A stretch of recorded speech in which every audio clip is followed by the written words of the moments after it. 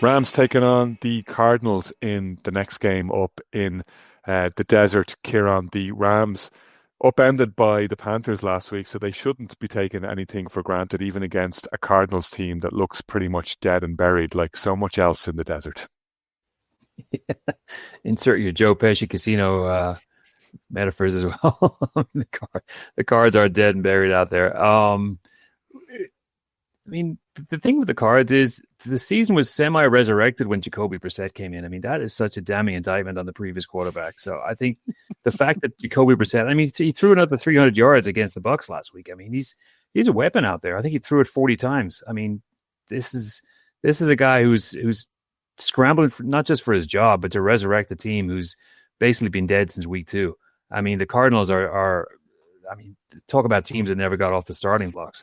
Like you said, the Rams are going to be smarting after last week against the Panthers. They're going to want to, shake that off. They should be. They're going to be thinking to themselves, we should be one of those 10-2 teams right now. We should be kind of flexing our muscles at the top of the NFL mountain. I mean, they're 14-3 against the Cards under McVay. He's got an ability to put teams like this away. I mean, the Panthers are a great story. They're not a great team, but you know what? They put up a hell of a fight against the Rams last week, and you got to tip your hat to what they did. But the Rams will definitely think that that's a game that they should have put away. I mean, there was some interceptions, some fumbles. It was a down week for Stafford. He had that strip sack later on in the game as well, so he's going to be smarting after that. But I mean, the thing with the Panthers is they have the personnel and the coaching to disrupt the Rams. The Cardinals at this stage do not. I mean, Gannon's fighting for his life. The defense, who has been from week to week, showed some signs of life, and that's a credit to them. And we talk about the Browns still fighting and throwing haymakers at this stage, but the Cards have had some decent performances on defense, but they just don't have enough. They don't have enough weapons out there. I mean, they did. I mean, last week they had 69 total tackles. I mean, they got Calais Campbell and Cody Simon and Budda Baker and Josh Sweat. Sweat had a great game, but is that going to be able to be replicated against a team with the caliber of the Rams? I mean, they're just. I'd like to say last week was a blip, and I'm hoping it is, because I'd love to see the Rams go deep in the playoffs and do some damage there. But I mean, can you see any other outcome? I mean, they're going to be smarting after the defeat, and they're going to be looking to get the ball into Puka's hands and get Kyren Williams running up and down the field for his trademark 100 yards, 1 touchdown game. To me, it's just going to be a factor of can the Cardinals even get going with the ball with Brissett? Yes, he's going to throw the ball a huge amount of times, but that defense is just going to be waiting for that ball sailing in the air. And the run game, if they can get it going, is going to get stuffed by Poona Ford and Braden Fisk and Kobe Durant, Cam Curl, and all the other superstars that they have on defense. It's a tough time in the desert. Like I said, like I've been saying all podcast, all show, there's teams right now that are scrambling. They're 2-10, 3-9. They're just trying to get reasons to get people in the seats. Glendale, Arizona is not exactly a destination like Vegas is. But the Cardinals are going to have to find some way of getting people into the stadiums to watch these games. Coaches are fighting for their lives. Players are fighting for their futures in the NFL. So, despite the fact that they're not favored or they're not given much chance, the Cardinals are going to fight. But I just don't think there's any way that they're going to be able to compete. And it's going to be one of those trademark, maybe keep it close, start of the third quarter, and then you see the Rams just eking away, and just probably bringing the second string guys in the fourth quarter when they're up by 21. Tough times in Arizona. Gannon's future, I mean, that'll be a discussion for another day, but it's a tough ask for the Cardinals to do anything against this stacked Rams team. I think that -8 is the line. This is another one of those. There's a couple of these games this week where could be a 15 or it could be a 14-21 win for the other team. This could be one of those ones where the Rams just light up and just go to ham or go to town on the Cardinals. So, long story short, I'll take the Rams with a fairly easy win today or on Sunday. All right, and thanks to Rory for the props on the many, many tiresome film references I do like to drop into the commentary along the way. Shane, will there be any chance of raising Arizona, or will the Rams go dancing back to La La Land with the win? Oh my God! How many of these are we going to get from Letterboxd Brophy over here? My word! You need to set up the accounts to know all the movies that are coming up, so we know what you've watched recently, what kind of references we can expect coming up. Look, I'm not. Let's just look at the Rams as what they are over the course of the season, and not overreact to what happened on Sunday that's gone against the Panthers. I think we give credit to the Panthers for just coming up with a fantastic sort of ding-dong performance. The reason why 17-0 teams don't happen in the league is because even the great teams come up with these games that just turn into balls of chaos and become a shootout. Was the lead changed in that game 6 times? And it was a rare occasion when Matt Stafford threw 2 interceptions after going from weeks 3 through 13 without throwing an interception at all. I mean, like, that doesn't reduce my stock in the Rams or make me think any less that they're going to go into Arizona and just be dominant from start to finish against the Cardinals, who, in fairness, their pass defense wasn't the worst against Baker Mayfield last week. They've been keeping teams close. They haven't let themselves be completely blown out. And apart from against their other NFC West opponents, the Seahawks and the Niners a few weeks ago. But I mean, like, I'm not sitting back here and thinking, oh, this is the start of the Rams' collapse now. They still have of all the pieces there, and Nakua is still going to be used in a nice way. Stafford is going to come in and play a tidy game to sort of make up for last week. That defense is still pretty strong, is going to get on top of what the Cardinals do. And just the way that the Cardinals have been playing without Kyler Murray, it just leaves them open to being intercepted a lot. And I think that we might see a couple of turnovers pretty early in this game. So, yeah, it is a simple enough one that I think the Rams are going to come away with and start pulling away with early, actually. Yeah, very hard, very, very hard to see an upset here. If you were looking for an upset this week at all, I would agree with that. I think it's Rams too. Oh, it's to Lambeau we go. I got a lot on the line here. I said I'd go shirtless on Monday and we'd emulate the Ben Johnson locker room scene if the Bears we beat the Packers. And then I went into the picks and I picked the Packers to win. But, showstopper. I've been thinking about this all day and I've been mulling it as we've been talking. And you know what? I would rather pick the Bears and be wrong than pick the Packers and be right. I'm going to change my pick, and I'm going to tell you why. Because you got to believe in your team. It's taken me long enough to get to a point where I have any level of belief in the Bears. It's been a long journey to get here, and if I only get to enjoy it for 2 or 3 more days, then so be it. I'm looking at this offensive line, and I know Christmas is coming up. If I'm Caleb Williams, the Bears quarterback, I'm looking at this offensive line, and I'm feeling all Calvin Harris about this one. I feel so close to you right now. It's a force field.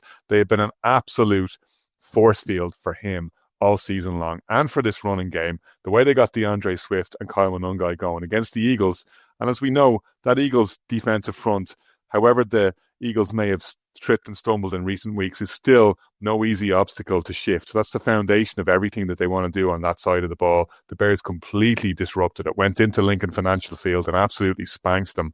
I don't think the Eagles have been beaten like that in a long time. I know they've lost games this season, but not in that fashion. The thing that I've seen from the Bears week on week is that they are improving. I think the Packers have been more inconsistent. There's no doubt about it. The Packers are the more talented team of the two. But there's also no doubt about it in my mind that the Bears are closer to being a complete version of what they can be than the Packers are right now. That's not to say that I don't think the Packers can get there or that they're not a threat. This team has a Super Bowl ready roster, and when they're at it, as Jordan Love was last week, when he produces the kind of game that he can, they're very difficult to stop. I'm very scared about this Packers defense, and it's the supreme test that the Bears will have faced in terms of what that newly reconstituted and much more solidified offensive line has faced this season. Micah Parsons got 12 and a half sacks. I mean, remember when we were talking about whether Micah Parsons was settling into that Packers defense and whether it was the right move for all that draft capital? Look at how that talk is quieted now. He's the game wrecker in Green Bay that he was in Dallas, and absolutely looks like the missing piece when everything slots into gear. I'm starting to think about the Packers the way I thought about the 49ers a couple of years ago. I think they're this beautifully engineered machine. The question is, can they still operate when you get grit in the machinery? The Bears' job this weekend is to put grit into the machinery. I still have my doubts over this opportunistic Bears defense. They lead the league in takeaways. They lead the league in interceptions. I love the way they play. I love the way they fly to the ball. I'm not necessarily a believer in the consistent quality of how they go from down to down. They put themselves in alarming situations and they bail themselves out with turnovers. A lot of that is down to hustle, and I do get that, but it's also not sustainable. I worry about that going into this weekend, but I'm going to believe for one more week. It's Chicago for me. Shane. Someone call Craig and tell him to change the graphics before you go out and you've been exposed as somebody who originally thought the Packers would win.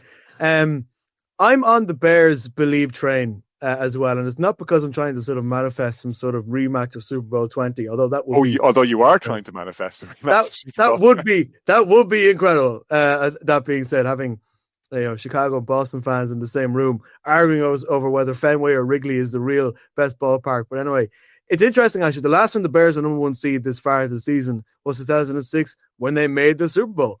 So there's a lot of good omen behind it. But I think just look at Ben Johnson, and I'm going to really focus in on him for a second and what he's been able to do in terms of building the offensive line, building the culture, building a run game, which in motion has been really, really effective.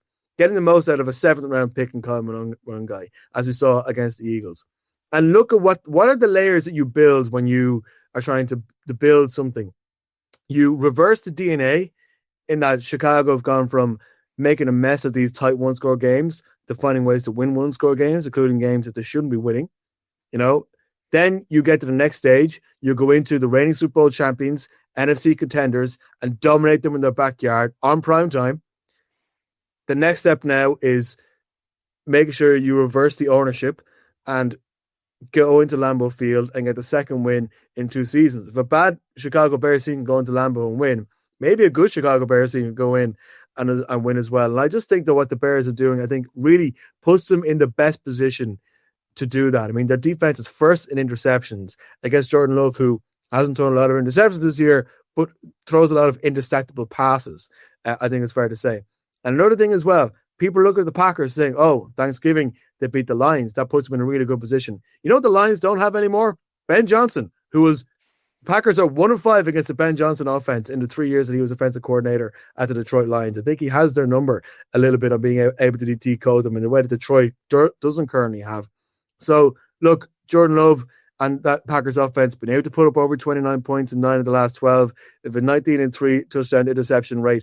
The Packers are going to bring a lot to this game. It's going to be close. I think this could be a more offensive battle and defensive one, despite the surroundings and the time of year. And I understand that the pass game in Chicago isn't the best. Ben Johnson said it himself. We're winning in spite of our pass game, not because of it. Caleb Williams needs to become more efficient, but his decision-making is good enough that makes me trust that if it gets into a close game, if it gets to a point where the Chicago needs a field goal to win it, I think they actually could do it. So for that reason, I'm going to pick the Bears to win this one. And I did so at the start of the week. So Craig, my pick can say the same on the graphic. 2 of us going with the 6.5-point dogs. Ciaran. Well, it was Friday. I was sitting on the couch with my fixins after Thanksgiving. And I was watching the game with my son, and I was marveling at the beauty of a team stuffing the ball down the Eagles' throats. It was a beautiful thing. Monangai at 130 on the ground, Swift at 125 on the ground. And I marveled at the beauty of a team with a 2-headed monster at running back, absolutely just taking the will out of a team. And it was a beautiful thing to see. The Bears, I mean, I've been on the fence with the Bears all season, like a lot of people. And, the Williams talk can be for another day. But that display and that just eating up the clock and taking the will, not just of the Eagles, but of the fans, leaving the stadium with 8-9 minutes left in the fourth quarter. That for me was a standout moment. If you're a Bears fan, that would give me a huge amount of hope. I do like the Packers in this game, however, because of the weapons that Love has. I mean, the game's in Lambeau. I think it's just going to be one of those classic kind of, snowy games, real cold games where the ball's thrown around. I can't wait to see this game. I think it's going to be the game of the week, despite the fact that we've got 2 other really good ones coming up later. I think the Pack is just going to squeak through, but I think what the Bears did last week sends a real marker to the rest of the league that it's not just the Williams show where he's scrambling out the box and he's dunking out for 4 or 5 yards in screen passes, but this run game, I mean, you got a kid, Monangai, a 7th round pick out of Rutgers. We're not talking about LSU or Ohio State or a powerhouse. We're talking about a small college in New Jersey. And the fact that they were able to find somebody like him and turn him into an absolute beast with that ball in his hand says a lot about not just Johnson, what he can do, but about the front office and their ability to find talent in smaller football schools like Rutgers. So a lot to be hopeful for. If I was a Bears fan, I think it's going to be a shootout, and this is going to be one that just going to end up on the wrong side of. But should be a great game, and you still got to be high on the Bears this year. I tell you what else looks like it might be a great game is Texans Chief in the Sunday night football slot, Ciaran, where both teams have everything to gain, but also everything to lose. Genuine jeopardy in this one, and that makes it very, very tasty. Yeah, the last couple of games in the slate this week are really, really good. I mean, you got Sunday night football, Chiefs in Arrowhead. I mean, this is this is prime Mahomes. This is what scares me because this is what gets the Mahomes motor going. I mean, tell everybody listening and watching. No man was more fearful when the Colts failed to put the Chiefs away 2 weeks ago than Ciaran. Ciaran's like, "Oh no, here we go again. You didn't kill them." and there's still only waiting for them to appear in Santa Clara now. right, and they're still only 6-6. I mean, I need one of those, leave the gun, take the cannoli moments. So are you telling me they could be 6-7? I would love it. They were 6-7, but to go with the movie references, I want the cannoli gone. I want the cannoli gone. Leave the gun, take the cannoli. I need the Chiefs to be taken care of because, I mean, we need different faces in the playoffs. We need the Bears, we need the Rams, we need these teams kind of making runs. And the fact that the Chiefs are still 6-6, still, I mean, it still worries me. It still, it still concerns me, and I'd love to see other teams coming through. The thing is that, the Chiefs, this is when they shine. It's under the bright lights of Sunday Night Football. It's Chris Collinsworth, Pacheco is back. This is where Kelsey and Mahomes make the bread and butter. This is where they've shone for years and years. And they're just going to play the hits. They're going to reel back the years, and it's just going to be Kelsey right now is 10 yards open. That's how it's going to be in the whole game, and I'm nervous about that. I mean, and the other thing is, we talk about their offense. They still have players like Leo Chenal and Chris Jones and Watson back there on defense too. So, but I'll get on to the Texans. I really, as much as I fear the Chiefs, I really love this Texans team and what they've been able to do this season and just fight through adversity. It's been, Stroud goes down. Let's get Mills in. Mills settles the boat. Woody Marks, he's been great. Now Marks has kind of gone off the boil. Let's get Chubb back in and contributing.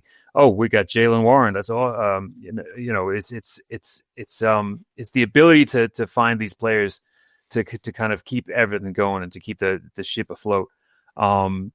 We all know about the Texans defense. I think they're going to be able to keep the Chiefs in check to a large part.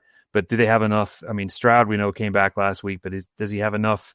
Is he still kind of limber enough to be able to put damage on this, not just the Chiefs defense, but the rest, put up scores? And that's my concern, is they're able to put up enough points. We all know that Mahomes can go from scuffling and go for three and out, and then boom, it's a 45-yard pass to Rashee Rice like we've seen in the last couple of weeks. So my worry is that this Chiefs offense will just turn up when they need to turn up, and they'll make this magical run, and the Colts have the chance, and we thought the Cowboys did us a favor, but I just, my worry is that the Chiefs, they're not dead yet, and there's still life in this team, and I'd love to see the Texans put it up against them, but I just can't see that they've got enough on offense. Yes, the defense is great, and Anderson's phenomenal, and they've got all these playmakers that can stifle teams, but this is the Chiefs. This is not, an ordinary team. This is a Chiefs team that is still alive, that is smarting, that going to think that, this is the perfect opportunity for us. We, a lot of the league, and you listen to all the sports talk all week. Most pundits have got the Chiefs out. They're like, if the Chiefs lose this, they're out. I don't even think if they lose this, they're going to be out, because 6-7 is still 6-7 is still a very manageable, record to come back from. But God, I really want the Texans to put it up to them and win this game. This is just, we've seen this movie so many times before. It's reminiscent of the Pats in the aughts, or whatever, however we say, the 2000s. They're not dead until it's a carcass and there's a body bag being zipped up, and the Chiefs are not there yet. And I need the Texans to be able to keep it tight enough. However, I just think the Chiefs are going to turn it on, and it's the lights. It's Arrowhead. It's Kelsey, Pacheco, and Rashee Rice has been phenomenal the last couple of weeks. And I can only see a Chiefs win, unfortunately. Shane, like, what a game this is. Like, the more we talk about it, the more I don't even know where to start and finish, because there's so much at stake. The Chiefs, for all of that went wrong in Arlington last week, at times Mahomes looked sensational and was playmaking at his absolute peak and almost turned the game in their favor. The Texans defense, we've talked about time and time again, is ferocious and has kept them in the season, as much as Davis Mills has held down the fort as well as he could on offense. You got Stroud back now. You got Nico Collins back now. That connection almost back at the levels that it was even in that 1 week last week. It's all coming to the boil just about the right time. Yeah, I've changed my mind about this game so much. Even actually, funny enough, I was doing another podcast today when 6-7 also came up and maybe flip off my headphones. And I was coming into that one, and I was thinking, when I'm talking with the Chiefs here, I'm going to be like, I think this is the end for the Chiefs now for this season. I think we can start thinking about what's in the future. I mean, I don't know if you saw today, the nominees for the Walter Payton Man of the Year came out. Who's the Chiefs nominee? Travis Kelce. To me, that's I'm looking at that and saying, oh, they're waiting until now to put it forward so he can get the one award that he hasn't gotten so far. So maybe he could walk off into the sunset after the end of this year, was being named Man of the Year, as he probably will. But then I come back into the car today and I'm like, they're the Chiefs. They're going to find a way to do it. And of course, the Arrowhead factor is massive here. They're 5-1 at Arrowhead. They're 1-5 on the road. That's the way that their season has gone so far. And prime time as well does, we've seen a lot of these primetime games when refereeing calls can really make their impact. And the Chiefs, I think, depending on who you ask, has definitely benefited from those last season when they all got on the right side of all these one-score games. And that's the thing. All of their losses this year has been for one score. Now, they're going in to this game with a lot of problems in offensive line. Trey Smith, right guard, is out. It's the second consecutive game out. Josh Simmons has been placed on injured reserve, and that only happened this week. And Jawan Taylor is dealing with ankle, knee, and tricep injuries, and he's keeping out of practice, but there's a good chance that he actually mightn't be playing this week. And I don't know if you remember last year when these two teams played again in December. I think it was the Saturday before Christmas, and the Texans had no offensive line, and Stroud was left running for his life. And I just wonder with how good this Texans defense is in the front line and the problems that the Chiefs are having on offensive line, where we're going to see a reverse to that, where the Texans are going to try and get some form of revenge on Patrick Mahomes. But then I was just thinking, that's exactly the situation. Backs up against the wall at home in Arrowhead, and Patrick Mahomes is being asked to run for his life when he comes in clutch and makes plays. If you actually look, his playmaking is better this year than it has been in the last couple of years. It's the Chiefs' defense that's taking a step back because they haven't refreshed enough in their talent. A couple of individuals I don't think has been consistent enough. Chris Jones, I think, being one of those. That's the area which has been so strong in the last 2 years, which has not improved enough, and the offense is, has the potential to really spark with Kelce and Rice and Brown and Pacheco and really go for it. But if you decide that you're actually going to put all of your front line to go try and running after Mahomes, and you leave enough space behind that Mahomes can be able to start picking out his guys and tearing you apart at key moments of the game, that's kind of what happened with Indianapolis in Arrowhead 2 weeks ago.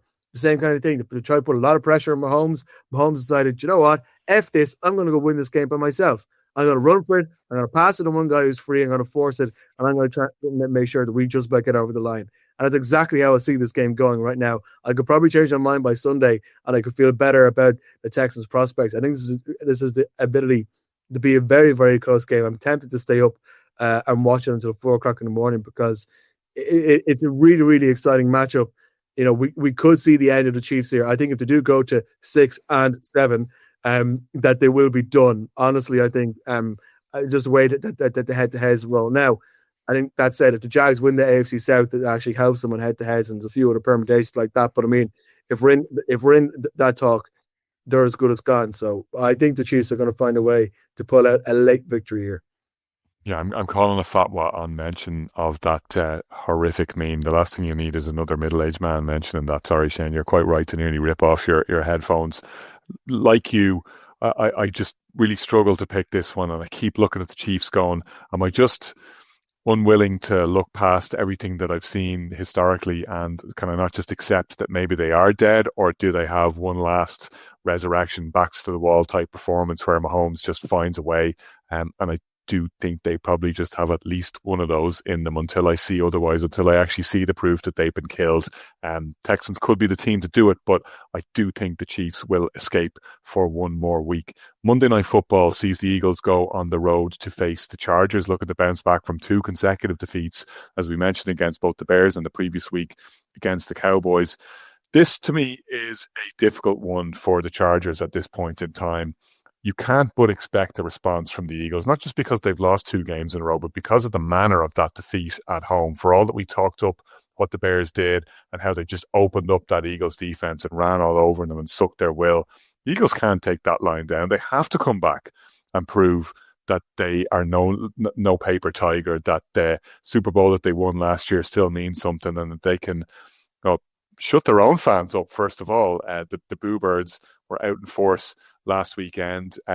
Both coaches on both sides of the ball got to dust themselves off here. The play calling was poor in both respects. Jalen Carter looked absolutely gassed last week, and Vic Fangio kept him on for far too many snaps. Jihad Campbell didn't see the field at all. Just seemed very strange, and that kind of weird stubborn streak that some coaches get in sometimes. We talked about Mike Tomlin in that light a couple of times this season, where they just keep spamming the same button because it's worked so often in the past. You're like, no, you've been figured out. You need to do something different. You need to go against your own tendencies because they're just using it against you. That's what happened last week against the Eagles, or against the Bears, rather. On the offensive side of the ball, I mean, you just struggle sometimes to trust Sirianni and what this offense could do. Jalen Hurts looks out of sorts. We've seen the AJ Brown discontent bubble up and bubble down over the course of the season. It's hard to figure out at this point whether the Eagles are in that mode that they were 2 years ago, where they're just going to collapse down the stretch, or whether they're in the mode where they were a year ago, where they will actually get it together because they've just got so much goddamn talent, because they match up so well against so many teams in so many ways. I think this is actually, I'm not going to call it a perfect game for the Eagles because the Chargers are no pushovers, but I just think they're banged up in all the wrong slots. I just see the struggles that they've been having on that O-line. I see Justin Herbert struggling for fitness this weekend, and it all sets up to me to be a recipe for a letdown game for the Chargers at home, that they can ill afford at this time of the season, and for the Eagles just about to squeak out with a win they very vitally need themselves to stay ahead of the Cowboys in the NFC East race. Ciaran. Yeah, I mean, for me, I mean, obviously, yeah, the Eagles are going to be smarting from that performance against the Bears. I mean, they were outgained 425 to 317 yards. They went 4 for 12 on third downs. I mean, this offense that looked unstoppable and looked like it's everything is there for them. You got all the pieces that you need. They just can't get it together. And then we see during the week, poor old Patullo's getting his house egged by beautiful Philadelphia Eagle fans, just soul of the earth people.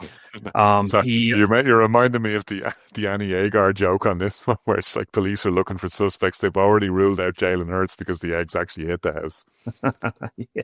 I mean, it's something has to be done with this Eagles offense because it's broken right now. They got to find a way to get the ball moving. I mean, and it comes down to Hurts. It really does. He's the orchestrator of what goes on in this offense, whether it's with his arm, whether it's with his feet. But they've got to get something figured out because there's way too many weapons. I mean, this team should be putting up 40 points a week. AJ Brown is an absolute monster. He's built like a brick shithouse. Excuse my French. When you're standing beside him, we saw him in New Orleans at the Super Bowl. He's immense. He's built like a defensive end. And you got Saquon Barkley, who's had, for whatever reason, has had a down year. I don't know what the factors involved are, but he's not getting the ball as much as usual. And then you got Devonta Smith, who's about 4'3", weighs about $110, but he's able to make these phenomenal catches, get rocked by a 300-pound defensive lineman, and get up and just brush himself off. They've got a phenomenal, obviously, array of talent on offense, but they just cannot figure it out. And whether that goes to Patullo or it goes to Sirianni, it doesn't matter. They have to figure it out that it's too good to be like this right now. But the other thing that's causing, the other thing is Lane Johnson won't be playing, so that's going to be a big issue. But the other thing they've got to figure out is how are they going to regain face after the Bears smack them up and down the field and punch them right in the jaw and ran against that front four that not just me, who'd been singing about all season, but the rest of the league. I mean, they were just manhandled. It's like they were disinterested. It's like they had eaten too much for Thanksgiving. Jalen Carter is out of the game. We know that much. But they've got to regain not just some sort of credibility on the offense side, but they've got to figure out how have we gone from being this absolute monster on defense to having the Bears run 270-something yards on us on the ground. What happened in the space of the last couple of weeks? They've got to get it together.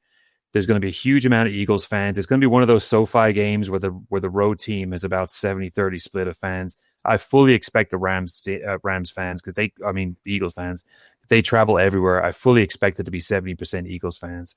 I think it's going to be a home game environment for them. This Chargers team, I don't trust.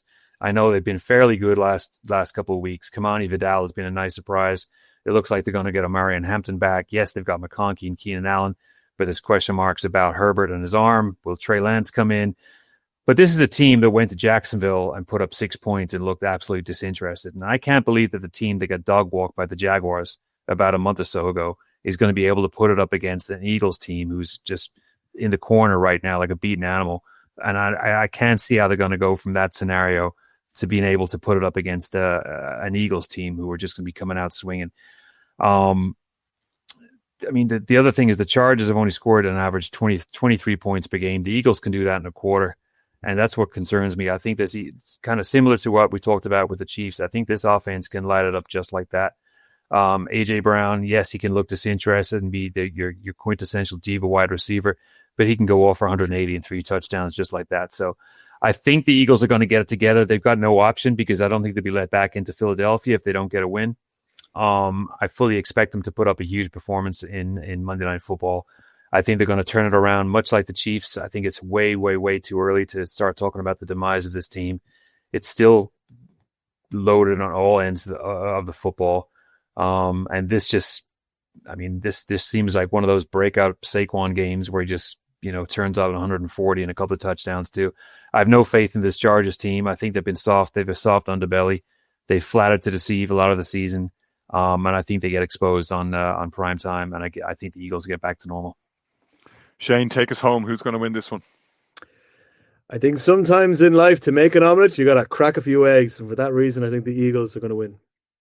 Okay, very good. Enjoy the Lions-Cowboys game if you're staying up to watch it tonight, or enjoy the highlights if you decided not to and you're listening back to us after the fact. We have our instant reaction on Monday morning after all these Week 14 games that we've just been previewing, so stay with us on the Irish NFL Show.